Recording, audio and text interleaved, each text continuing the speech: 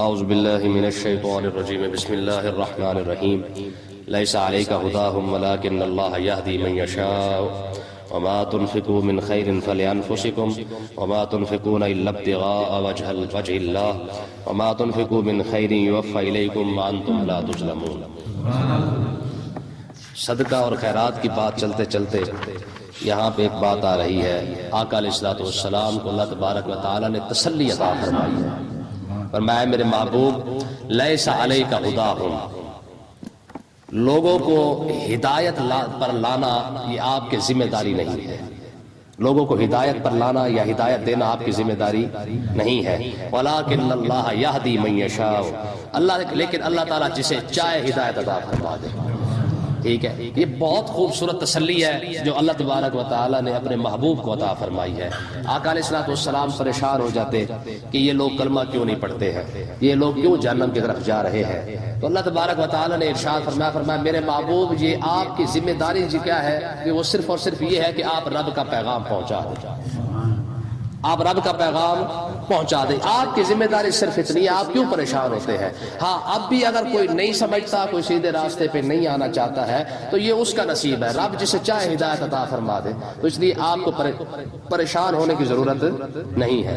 فتح مکہ ہوا نا، تو آقا علیہ الصلوۃ والسلام کعبہ شریف کی چوکٹ کے ساتھ دروازے کے اندر کھڑے ہو کے آپ نے، یا وہ اونٹنی تھی وہاں پر کھڑے ہو کے آپ نے لوگوں کے اندر اعلان کیا، آپ نے فرمایا لوگوں میں نے اللہ کا پیغام پہنچا دیا کہ نہیں؟ سب نے کہا پہنچا دیا، تو آپ نے اوپر منہ کر کے کہا پروردگار گواہ ہو جائے میں نے تیرا پیغام پہنچا دیا۔ پھر حضور نے ارشاد فرمایا یار یہ بتاؤ میں نے رب کا پیغام پہنچایا کہ نہیں؟ لوگوں نے سب نے بیک زبان کا کہا حضور آپ نے پیغام پہنچا دیا۔ تو پھر آپ نے دوبارہ کہا پروردگار گواہ ہو جا میں نے تیرا پیغام پہنچا دیا۔ ان اتبع الا ما یوحی الی، فرمایا میرے ذمہ وہی ہے جو اللہ تبارک و تعالیٰ مجھے عطا فرماتا ہے میں تم تک پہنچا دیتا ہوں۔ تو یہ آقا علیہ الصلوۃ والسلام کو خود رب تسلی دے رہا ہے کہ میرے محبوب پریشان ہونے کی ضرورت نہیں ہے، آپ میرا پیغام پہنچا دیں۔ ٹھیک ہے، آپ ہدایت والا مسئلہ میرے اوپر چھوڑ دیں۔ اب اس کا یہ مطلب نہیں ہے کہ یہاں پہ حضور ہدایت کسی کو نہیں دے سکتے ہیں، یہاں پہ صرف ذمہ داری کی بات ہو رہی ہے کہ محبوب ویسے تو آپ جسے چاہے ہدایت عطا فرما دیں، لیکن صرف ذمہ داری کتنی ہے؟ وہ یہی ہے کہ آپ رب کا پیغام پہنچا دیں بس۔ ٹھیک ہے جی، آگے دیکھیں وما تنفقوا من خیر فلانفسکم، پھر بات وہی خرچ پہ آگے صدقہ خیرات کی، تم جو کچھ بھی اچھی چیز خرچ کرو فلانفسکم وہ تمہارے لیے ہی ہے، یعنی اس میں فائدہ تمہارا ہی ہے۔ تم اگر اچھی چیز اللہ کی بارگاہ میں خرچ کرو گے، اللہ کے راہ میں خرچ کرو گے تو تمہارا فائدہ کیا ہوگا؟ دنیا کے اندر بھی تمہیں برکتیں مل جائیں گی، آخرت میں بھی تمہیں اجر عطا فرما دیا جائے گا۔ تو فائدہ تو انسان کا ہوا۔ تو یہ بتایا جا رہا ہے بھئی صدقہ دے کر کسی پر احسان نہ کرنا، کیونکہ تیرا احسان ہے ہی نہیں۔ احسان تو تب ہو جو اگلے کو تو دے رہا ہے اور تیرا اس اگلے کا فائدہ کر رہا ہے، نہ صدقہ دے کر تو اپنا فائدہ کر رہا ہے، تو اپنی مصیبتوں کو ٹال رہا ہے، اپنے حالات کو اچھا کر رہا ہے، اپنی برکتیں سمیٹ رہا ہے، آخرت میں اپنے درجے کو بلند کر رہا ہے۔ تو اس لیے صدقہ دینے کے بعد تیرا احسان نہیں ہے، یہ اس کی مہربانی ہے کہ اس نے تجھ سے صدقہ لے لیا ہے۔ کیوں جی؟ یہ اس کی مہربانی ہے کہ اس نے کم سے کم تجھ سے صدقہ تو لے لیا ہے۔ تو اگر وہ تجھ سے صدقہ نہ لیتا تجھے سارا کچھ ملتا کہاں سے؟ یہ اسلام ہے۔ وما تنفقون الا ابتغاء وجہ اللہ، فرمایا کہ تم جو کچھ بھی خرچ کرو تمہارا مقصد کیا ہو؟ الا ابتغاء وجہ اللہ، تم اللہ کی رضا تلاش کرنے کے لیے خرچ کرو۔ ہاں تمہارا مقصد تو یہی ہونا چاہیے کہ میرے مالک کسی طریقے سے بھی تو راضی ہو جائے۔ تم نے کسی کو کھانا کھلایا ہے، کسی کو پانی پلایا ہے، یار حتیٰ کہ اگر روڑا بھی اٹھا کے سائڈ پہ رکھ دیا کسی کو تکلیف نہ ہو جائے، تو مقصد صرف اتنا ہونا چاہیے کہ پروردگارا یہ جو میں نے نیکی کی ہے صرف اس لیے کہ تو راضی ہو جائے۔ ٹھیک ہے نا جی؟ وما تنفقوا من خیر یوفى الیکم، یہ تیسری بات آ رہی ہے، بات تم جو بھی اچھی چیز خرچ کرو گے یوفى الیکم، تمہیں پوری واپس کی جائے گی، تمہیں پوری چیز واپس کی۔ ہاں تمہارے اندر تو انتم لا تظلمون، تمہارے ساتھ ظلم نہیں کیا جائے گا۔ ایسا نہیں ہوگا کہ جناب یہاں پہ تم 10,000 خرچ کر کے جاؤ اور وہاں پہ تمہیں 9,000 مل جائے، ایسا نہیں ہوگا۔ یوفى الیکم، وہ کہتے ہیں نا رتی ماشا تول کے تمہیں دیا جائے گا۔ فمن یعمل مثقال ذرۃ خیرا یرا ومن یعمل مثقال ذرۃ شرا یرا، تم جو کچھ بھی اچھائی کر کے آؤ گے، ذرہ بھی برابر اگر نیکی کر کے آؤ گے، رب تم اس کی بھی جزا عطا فرمائے گا۔ ہاں تمہارے ساتھ ظلم نہیں کیا جائے گا، ایسا نہیں ہوگا، کمی پیشی نہیں ہوگی۔ پاکستان تھوڑی ہے وہ میدان محشر ہے، وہ میدان محشر ہے، وہاں پہ ایک جناب اعلیٰ رتی کو تول کے دیا جائے گا۔ بلکہ زیادہ دیا جائے گا، کم تو نہیں دیا جائے گا۔ آگے دیکھیں جی، للفقراء الذین احصروا فی سبیل اللہ، یہ علماء کے بارے میں ہے۔ فرمایا وہ فقیر لوگ احصروا فی سبیل اللہ ہیں تو فقیر، لیکن اللہ کے راستے میں انہیں روک لیا گیا ہے، اللہ کی راہ نے انہیں روک رکھا ہے۔ لا یستطیعون ضربا فی الارض، وہ زمین میں چل پھر نہیں سکتے ہیں، رب کی راہ نے انہیں روک رکھا ہے۔ یہ اصحاب صفہ کے حق میں یہ آیت نازل ہوئی، اور اس سے مراد علماء ہے۔ ٹھیک ہے، کیا علماء ہے؟ فرمایا کہ وہ فقیر جو اللہ کی راہ میں کام کر رہے ہیں، رب کے راستے پر چل رہے ہیں، لا یستطیعون ضربا فی الارض، زمین میں چل پھر کے کام نہیں کر سکتے۔ ٹھیک ہے، زمین میں چل کے کام نہیں کر سکتے ہیں۔ فرمایا کہ یہ وہ لوگ ہیں، یحسبهم الجاہل اغنیاء من التعفف، فرمایا کہ وہ کام نہیں کرتے لیکن جاہل لوگ یہ سمجھتے ہیں اغنیاء، بھئی ان کے پاس تو پیسے ہی بڑا ہے، بھئی من التعفف، ناواقفیت کی وجہ سے لوگ سمجھتے بھی بڑے پیسے والے ہیں۔ اس سے مراد مفسرین کہتے ہیں کہ علماء ہے، یعنی علماء کیونکہ دن رات یا تو مدرسے میں بیٹھ کے پڑھا رہے ہیں یا مسجدوں کے اندر بیٹھ کے پڑھا رہے ہیں، تو اب وہ ظاہر کاروبار نہیں کر سکتے، تو لوگ سمجھتے بھی مولوی کے پاس تو پیسے ہی بڑا ہے۔ یہ قرآن کا فیصلہ ہے، یحسبهم الجاہل اغنیاء، جاہل سمجھتا ہے کہ اس کے پاس پیسہ بڑا ہے، غنی بڑے ہیں۔ ٹھیک ہے، اب مجھے آپ بتائیں اس سے بڑی اور کوئی شان ہو سکتی ہے علماء کی کہ رب ان کی تعریف کیا بیان کر رہا ہے کہ میں یہ نہ سمجھنا کہ میرے علماء کو کاروبار کرنا نہیں آتا ہے۔ جس نے بخاری پڑھ دی ہے، مسلم پڑھی ہے، ابن ماجہ، ترمذی، نسائی، قرآن، حدیث سارا کچھ پڑھا ہے، دنیا کا ہر مسئلہ جانتا ہے، ٹھیک ہے، حرام اور حلال کو جانتا ہے، اسے کاروبار کرنا نہیں آتا؟ کیوں جی؟ بات صرف کیا وجہ ہے، کاروبار کیوں نہیں کر سکتا؟ صرف اس وجہ سے نہیں کرتا کہ یار کسی طریقے سے چلو رب کا کام ہو جائے۔ ٹھیک ہے نا جی، امام نمازیں بھی پڑھا رہا ہے، جمعہ پڑھا رہا ہے، سب کچھ کر رہا ہے، لیکن باہر اس لیے کاروبار نہیں کرنے جاتا کہ یار اگر میں بھی کاروبار میں لگ گیا تو نمازیں کون پڑھائے گا، پھر جمعے کون پڑھائے گا، پھر عیدیں کون پڑھائے گا؟ ہوتا ہے کہ نہیں؟ اچھا، پھر بھی مولوی ظالم ہے، پھر بھی مولوی ظالم ہے۔ آپ مجھے بتائیں یار، سیکیورٹی گارڈ ہو نا، آپ اسے کہتے ہیں یار پانی تو پلا دو، کہتے ہیں جناب میری ڈیوٹی نہیں ہے، ہوتا ہے کہ نہیں؟ یہی کچھ کہتے ہیں، کہتے ہیں میری ڈیوٹی نہیں ہے۔ آپ کسی مالی کو کہہ دیں کہ بھائی تیری مہربانی آج گن پکڑ کے باہر ہی کھڑا ہو جا، سیکیورٹی گارڈ نہیں ہو، کہتے ہیں جناب یہ میرا کام نہیں ہے۔ واحد امام ہی ہے جس کی ڈیوٹی کیا تھی؟ نماز پڑھانا اور جمعہ پڑھانا، بچے پڑھانا تو شامل ہی نہیں تھا، اذان دینا تو شامل ہی نہیں تھا، بچے کے کان میں اذان دینا شامل ہی نہیں تھا، جنازے میں جا کے جنازہ پڑھانے کے بعد قبرستان کا جا کے دعائیں مانگ کے آنا، یہ اس کی ڈیوٹی میں شامل نہیں تھا۔ پھر ہر جتنے بندے شامل ہیں، آپ دیکھیں کام کرنے والے، چاہے وہ پرائیویٹ ہے چاہے وہ سرکاری ہے، ان کے ایک کیا کہتے ہیں کہ نوکری کرنے کی ایک لمٹ ہے، وہ 10 گھنٹے کر لے 8 گھنٹے کر لے، ایسا ہوتا ہے۔ واحد امام ہے جس کا مرضی جب جا کے کنڈا کھڑکا لو، ٹھیک ہے، 24 گھنٹے سروس جاری ہے، پھر چھٹی کوئی نہیں ہے، سردی نہیں ہے، گرمی نہیں ہے، ٹھیک ہے۔ پھر اس کے باوجود آج بھی حالات جیسے بھی ہے، ہر ادارے کے اندر احتجاج ہوتا ہے، ہر ادارے کے اندر جناب کبھی جناب واٹر والے کر رہے ہیں جی ہماری تنخواہیں بڑھاؤ، ٹھیک ہے، کبھی ڈاکٹر تو ماشاءاللہ ویسے ہی اللہ کے فضل سے بڑے غریب لوگ ہیں، ہر دوسرے مہینے نکلے ہوتے ہیں۔ وکیلوں میں تو بات نہ پوچھے، وکیلوں سے بڑا مسکین تو پاکستان کے اندر ہے ہی نہیں، ٹھیک ہے جی، یہ بالکل شریف قسم کے لوگ ہیں، آپ جتنا شریف آپ کو وکیلوں میں ملیں گے دنیا میں کہیں نہیں ملیں گے، ٹھیک ہے، لیکن سارے روتے پھرتے ہیں یار آج بھی یہی مولوی ہے جو آج بھی احتجاج کرنے باہر نہیں نکلتا کہ یار ہماری تنخواہیں بڑھا دو۔ آپ دیکھیں بجٹ پیش ہوتا ہے اسمبلی کے اندر، ہر ایک کی تنخواہیں رکھی جاتی ہے، ہر ادارے کے لیے پیسہ رکھا جاتا ہے، 1 روپیہ بھی مولویوں کے لیے ہے، کسی مدرسے کے لیے ایک فنڈ کبھی اعلان ہوا ہے یار پارلیمنٹ کے اندر کہ یار اتنا پیسہ ہم نے مدرسوں کے لیے بھی رکھا ہے جہاں پہ قال اللہ اور قال رسول پڑھایا جا رہا ہے؟ اس کے باوجود بھی مولوی سے بڑا ظالم کوئی نہیں، مولوی بخشے گا تو ہم بخشے جائیں گے۔ اندازہ کریں، چودھری بخشا جائے گا، مولوی نہیں بخشا جائے گا۔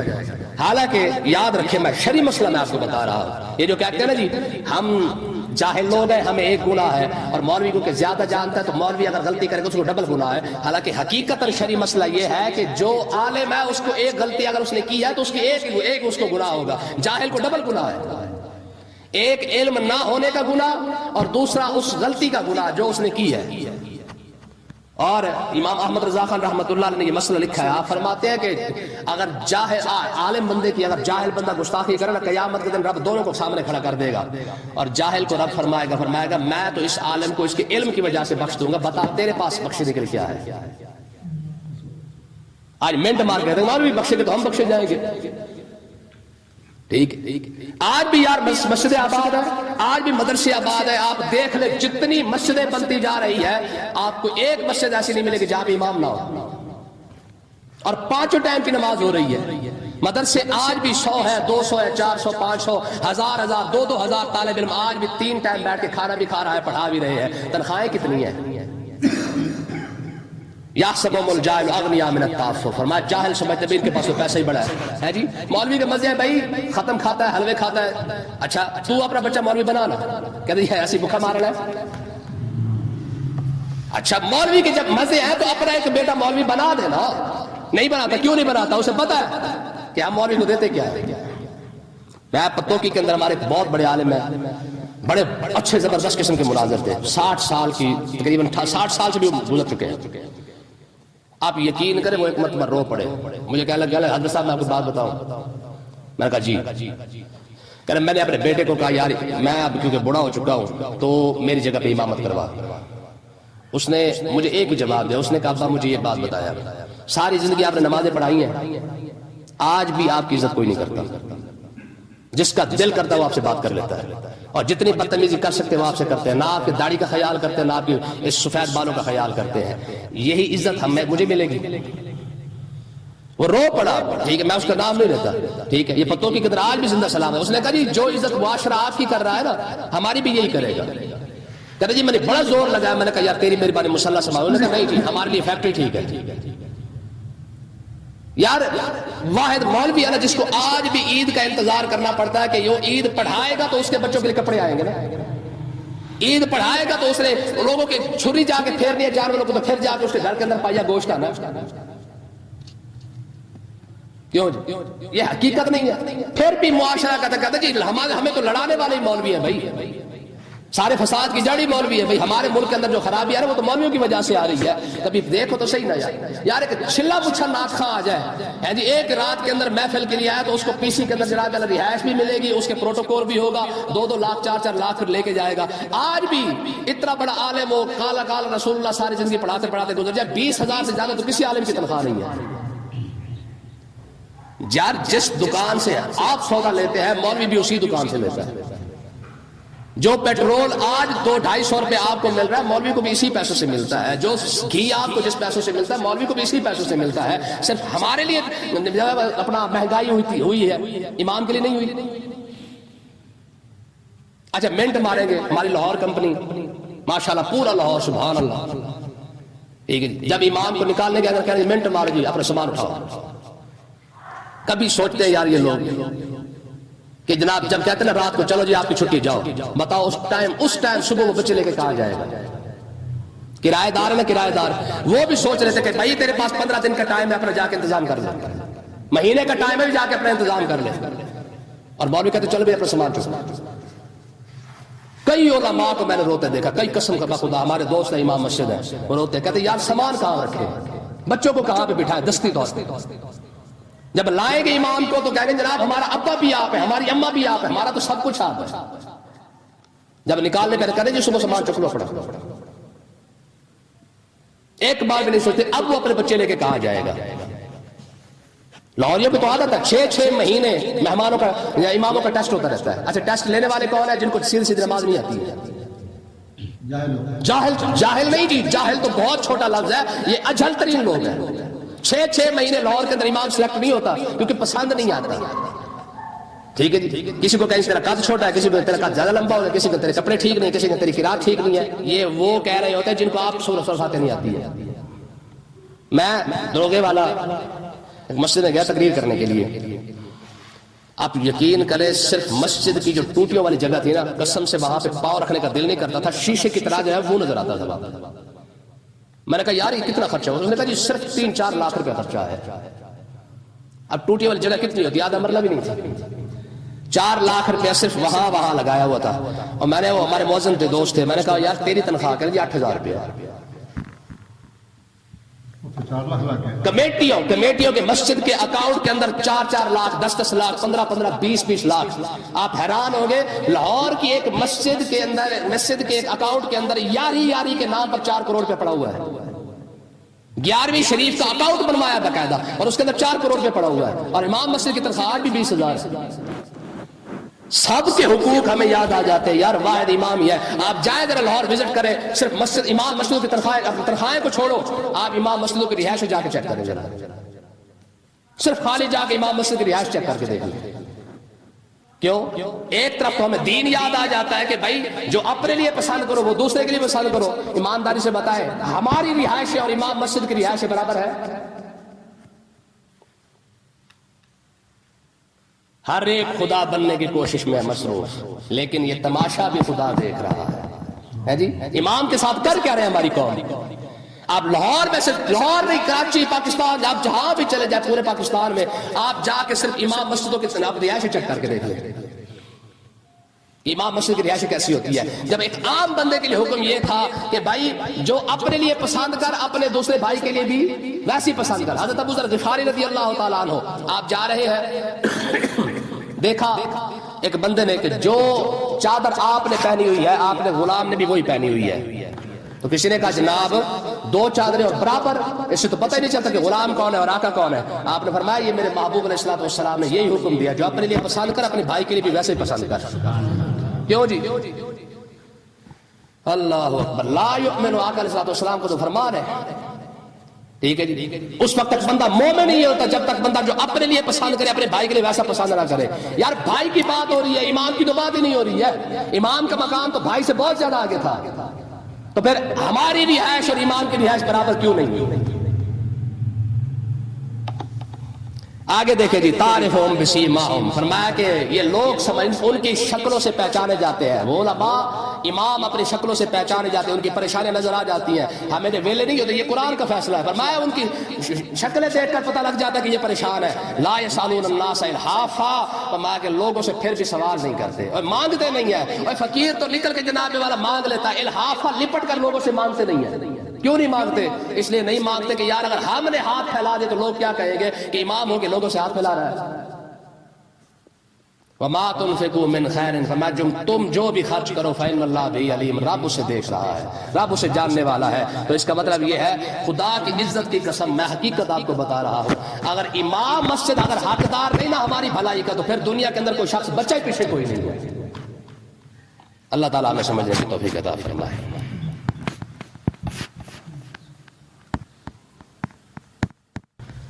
اعوذ باللہ من الشیطان الرجیم, بسم اللہ الرحمن الرحیم. الذین ينفقون اموالهم باللیل والنہار سرا وعلانیۃ فلہم اجرهم عند ربهم ولا خوف علیہم ولا هم یحزنون. یہ آیت اس رکوع کے اندر یہ آخری آیت ہے جس میں صدقہ اور خیرات کے بارے میں بیان کیا گیا ہے. یہاں پہ اللہ تبارک و تعالیٰ نے پیچھے کیونکہ بیان کیا گیا تھا کہ چھپا کر دیں تو بھی اچھا ہے, دکھا کر دیں تو بھی اچھا ہے. یہ آیت ایک قول کے مطابق یہ آیت حضرت سیدنا صدیق اکبر کے حق میں نازل ہوئی ہے, اور دوسرا قول یہ ہے کہ یہ آیت جو ہے وہ حضرت سیدنا مولا علی المرتضیٰ کے حق میں نازل ہوئی ہے. وجہ کیا ہے؟ حضرت سیدنا صدیق اکبر رضی اللہ تعالیٰ عنہ کے پاس 40,000 درہم تھے. یہ 40,000 روپے کہہ لیں.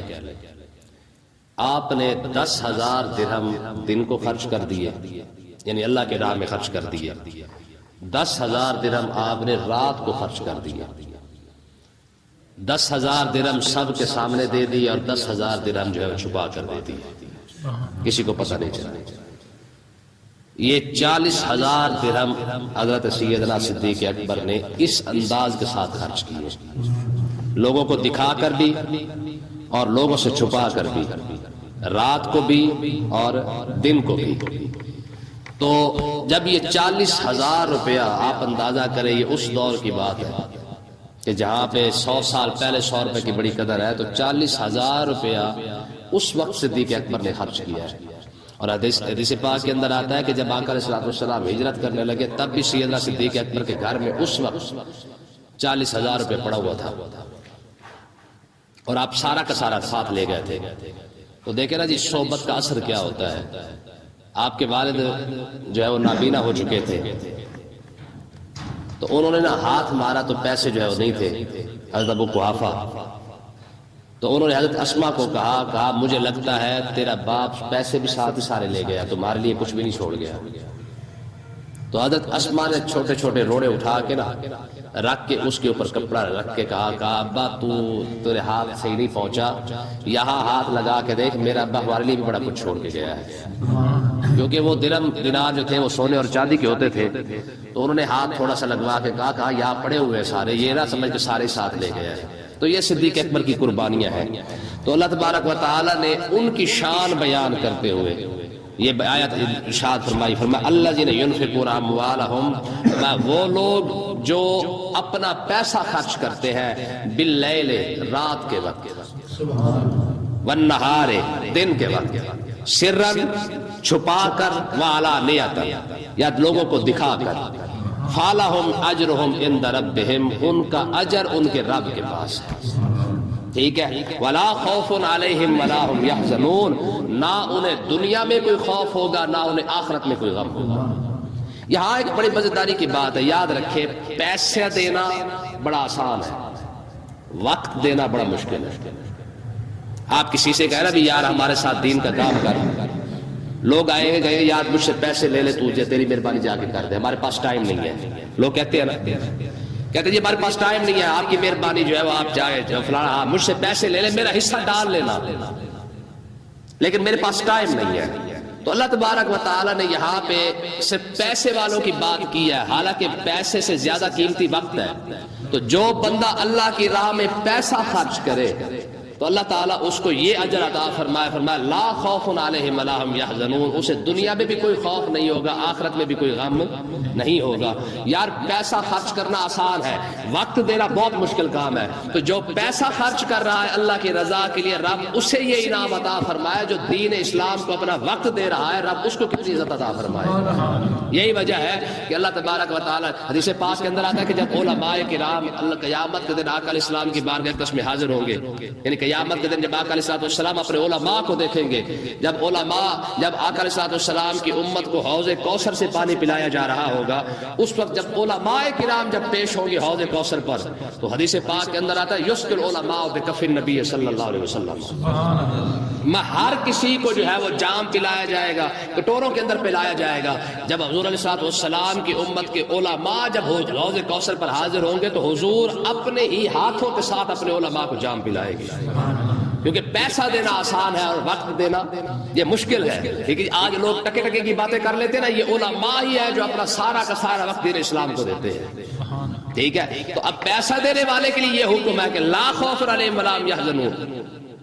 تو کیا خیال ہے کہ جو اپنا وقت دے رہا ہے، جو 24 گھنٹے مسجد کے اندر بیٹھا ہے، 24 گھنٹے مدرسے کے اندر بیٹھا ہے، جو اتنا ٹائم اپنے دین کو دے رہا ہے، رب اسے کتنا بڑا اجر عطا فرمائے گا. تو ایک بات تو یہ سیدنا صدیق اکبر کی ہوگی کہ ان کے پاس 40,000 روپیہ تھا، رب نے زیادہ پیسہ خرچ کرنے کی وجہ سے اس کی قدر فرمائی ہے. ٹھیک ہے. اتنا بھی نہیں کہا کہ چل یار 40,000 سے بہتر ہے 10,000 خرچ کر دیتا ہوں. جیب میں ہزاروں روپیہ ہونے کے باوجود پھر بندہ 10 روپے ڈھونڈ رہا ہوتا ہے کہ نہیں ہوتا؟ مسجد میں دینے کے لیے تو 10 روپے ہی ڈھونڈتا ہے، زیادہ سے زیادہ تیر مارے گا تو 100 روپے ڈھونڈ لے گا. لیکن یہ جگرا صدیق اکبر کا ہے. آقا علیہ السلام کی بارگاہ میں جب حضور نے ارشاد فرمایا بھی ہاں بھی اللہ کی راہ میں صدقہ دینا ہے، اپنا مال لے آؤ، تو یہ صدیق اکبر ہی ہے جو اپنا سارا گھر اٹھا کے آقا علیہ السلام کی بارگاہ میں پیش کر دیا.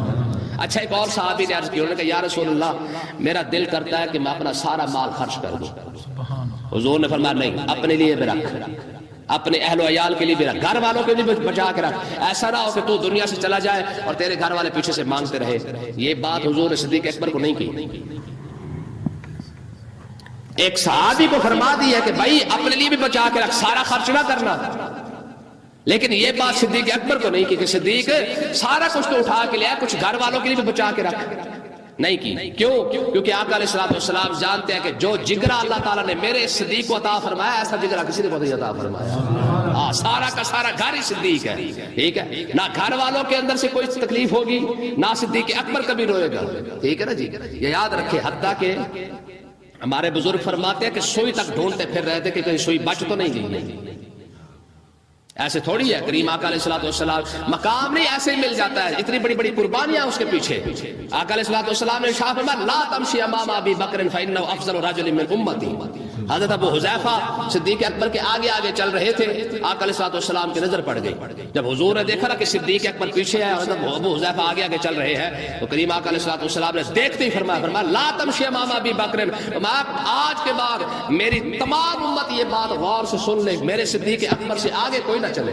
ہاں، جب صدیق چل رہا ہو تو کوئی بھی شخص صدیق اکبر سے آگے نہ چلے۔ فَإِنَّهُ أَفْضَلُ رَجُلٍ مِّنْ أُمَّتِي، میرا صدیق میری تمام امت سے زیادہ افضل ہے۔ یہ حدیث ہے کہ آقا علیہ الصلوۃ والسلام نے ارشاد فرمایا کہ جب سورج طلوع ہوتا ہے نا، اور جب عین کعبے کے دوپہر کے اوپر جب کعبے کے بالکل درمیان میں آ جاتا ہے تو حدیث پاک کے اندر آتا ہے کہ حدیث یہ سورج جو ہے وہ رک جاتا ہے، فرشتے اسے کھینچتے ہیں پھر بھی نہیں نکلتا۔ ٹھیک ہے، ہمارے بزرگوں نے حدیث پاک کی وضاحت کی ہے، کہتے ہیں کہ جب فرشتے دیکھتے ہیں کہ سورج ٹک گیا ہے، آگے نہیں جا رہا، تو کہتے ہیں کہ اس وقت سورج کو فرشتے کہتے ہیں تجھے صدیق اکبر کا واسطہ تھا، تیری مہربانی اب غروب ہو جائے۔ ٹھیک ہے، کتنا بڑا مقام ہوگا۔ یہ حدیث پاک ہے، میں نے کل پرسوں بھی آپ کو سنائی تھی کہ حدیث پاک کے اندر آتا ہے قیامت کے دن رب سب کو دیدار کروائے گا لیکن صدیق اکبر کو اکیلے بلا کے دیدار کروائے گا۔ کیوں؟ قربانیاں تھوڑی ہیں یار، تھوڑی قربانیاں ہیں۔ مجھے آپ بتائیں یار، دیکھیں آج جدید دور کے اندر پورا مکہ شہر جناب روشنیوں سے بالکل پر ہے، آباد ہے جی، کیڑی بھی نظر آ جاتی ہے رات کو، اتنی روشنی ہے وہاں پہ۔ 1400 سال پہلے کیا تھا ہے جی؟ دیے ہی تھے نا وہ بھی گھروں کے اندر۔ یار خود میرے نبی کے ساتھ غار کے اندر ہے جی، بیٹی کے لیے حکم یہ ہے کہ تو نے کھانا پکانا ہے اور کھانا لے کے آنا ہے، بیٹے کے لیے حکم یہ ہے کہ تو نے باہر جا کے بیٹھنا ہے اور لوگ جب باتیں کریں نا تو ذرا دیکھنا ہے کہ ایسا تو نہیں کہ ہماری خبر تو نہیں پہنچ گئی ہے، تم نے پورے حرم کے اندر جو حال حوال ہو رہا ہے وہ شام کو آ کے اس کی خبر دینی ہے۔ غلام کو حکم یہ ہے کہ تو نے سارا دن بکریاں چرانی ہے اور پھر وہ بکریاں لے کر کسی نہ کسی بہانے سے غار کے دانے پر آ جانا ہے تاکہ آقا علیہ الصلوۃ والسلام کو جو ہے وہ دودھ پلایا جا سکے۔ پورا گھر ڈیوٹی پہ لگا ہوا ہے۔ ٹھیک ہے، تو آقا علیہ الصلوۃ والسلام کے پاس حضرت اسماء بنت ابی بکر رضی اللہ تعالیٰ عنہ، یار کون جوان لڑکی کو رات کو باہر بھیجتا ہے، اور وہ بھی خاص کر عرب والے، ٹھیک ہے جی، جن کی غیرت کی حد ہی کوئی نہ ہو، سب سے زیادہ غیرت والے لوگ۔ دور جاہلیت کے اندر ایک واقعہ لکھا ہے، کہتے ہیں کہ ایک دیہاتی کی نا برات گئی، جب برات واپس آئی تو جس گھوڑے پر اس کی دلہن بیٹھی ہوئی تھی نا، تو جیسے ہی وہ دلہن گھوڑے سے اتری تو اس نے اپنے گھوڑے اس گھوڑے کی ٹانگی کاٹ لی۔ لوگوں نے کہا یہ کیا کیا تم نے؟ دیہاتی کہنے لگا میری غیرت گوارا نہیں کرتی کہ جس گھوڑے پر میری گھر والی سوار ہوئی ہے وہ گھوڑا کوئی اور نہ استعمال کر رہا ہے۔ کتنے غیرت والے لوگ ہیں، کہا میری غیرت گوارا نہیں کرتی کہ اب جس گھوڑے پر میری گھر والی بیٹھی ہے یہ گھوڑا کوئی اور نہ استعمال کرے۔ تو آپ بتائیں جب ایک دیہاتی بندے کی غیرت کا یہ عالم ہو تو صدیق اکبر تو پھر صدیق اکبر ہے، ٹھیک ہے نا جی۔ لیکن کیا ہے سب کچھ حضرت حسان بن ثابت نے کہا تھا فَإِنَّ أَبِي وَوَالِدَتِي وَإِرْضِي لِإِرْضِ مُحَمَّدٍ مِّنْكُمْ بِكَافٍ، حضور ہمارا تو سب کچھ آپ پر قربان ہے، ہمارے ماں باپ ہو ہماری اولاد۔ تو یہ عملی نمونہ صدیق اکبر نے پیش کیا ہے، ٹھیک ہے جی۔ تو کہنے کا مقصد یہ ہے کہ جب اتنی بڑی بڑی قربانیاں ہو نا، رب ان کی شان میں قرآن کی آیت نازل فرماتا ہے۔ اور پھر دیکھیں پھر پورا گھر ہے، بیٹی کی شان کے اندر قرآن کی 18 آیتیں موجود ہیں اور ابے کی شان کے اندر قرآن کی 300 آیات موجود ہیں، ٹھیک ہے جی۔ یہ پورا گھر ہے کہ نہیں ہے؟ حضرت ام رومان یہ صدیق اکبر کی گھر والی ہے۔ آقا علیہ الصلوۃ والسلام نے انہیں دیکھ کر فرمایا تھا، فرمایا من اراد ان ينظر الى حور العین فلینظر الى ام رومان۔ آقا علیہ السلام نے ارشاد فرمایا جو شخص جنت دنیا کے اندر حور عین کو دیکھنا چاہے فلینظر الى ام رومان، وہ ام رومان کو دیکھ لے، سمجھ لے اس نے جنت کے اندر حور عین کو دیکھا ہے۔ حور عین وہ ہے جو تمام حوروں کی سردار ہے، ٹھیک ہے جی۔ تو مطلب کہ یہ ہے کہ اللہ تبارک و تعالیٰ نے یہ صدیق اکبر کی شان بیان فرمائی ہے۔ تو ایک روایت کے اندر یہ آتا ہے کہ یہ آیت حضرت سیدنا مولا علی رضی اللہ تعالیٰ عنہ کے حق میں نازل ہوئی ہے۔ یار خدا کی قسم ہم کیسے صاف ستھرے لوگ ہیں، ہم تو سب کو ماننے والے ہیں، ٹھیک ہے جی۔ اب یہ صدیق اکبر کی شان ہے، اب مولا علی کی شان دیکھیں۔ مولا علی کے پاس 4 درہم تھے، کتنے؟ صدیق کے پاس 40,000 ہے، وہ خرچ کر دیا۔ مولا علی کے پاس 4 روپے ہے اور کیا ایک رات کو خرچ کر دیا، ایک دن کو خرچ کر دیا، ایک دکھا کر خرچ کر دیا، ایک چھپا کر خرچ کر دیا۔ 4 روپے تھے، 4 روپے کے 4 روپے اسی طریقے سے خرچ کیے. تو روایت یہ ہے، دوسری روایت کے مطابق یہ آیت حضرت سیدنا مولا علی اور مرتضیٰ کے حق میں نازل ہوئی ہے.